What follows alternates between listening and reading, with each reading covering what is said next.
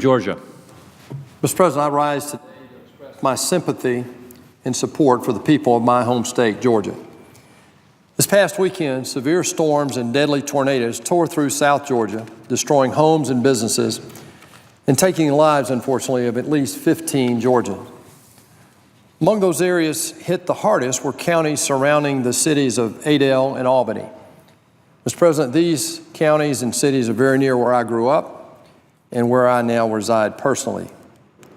When last weekend's storms hit, emergency management teams there were still leading recovery efforts in response to deadly storms that had just caused widespread destruction earlier this month. I'm very grateful for the tireless and ongoing efforts of our first responders in our state and stand with our Georgia families during this difficult time.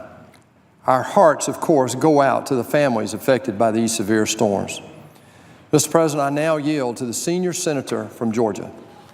Mr. President. Senator from Georgia. Mr. President, I want to thank my partner, Senator Perdue, for arranging this colloquy today. I want to join him in expressing sympathy to the families of those who were lost in Georgia and to the thousands and thousands of Georgians who've been injured, hurt, and lost valuable property. My wife, Diane, sends her wishes as well. This part of Georgia is very close to me. I grew up as a young boy working on a farm in Fitzgerald, Georgia, not far from Albany.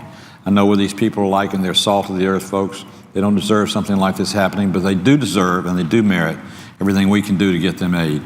I'm so happy Secretary Kelly called yesterday to offer the services of the Federal Emergency Management. Governor Deal has done a great job of arranging the area, the disaster area.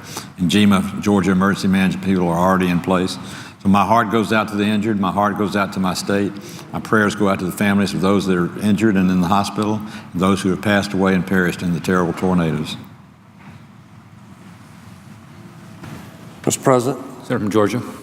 I now ask for unanimous consent of the United States Senate that the Senate observe a moment of silence for those who have lost their lives in Georgia and across the Southeast in these recent storms.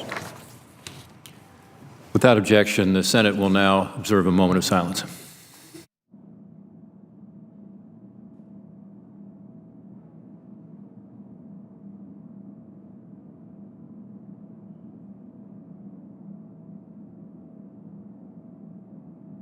President, I now yield the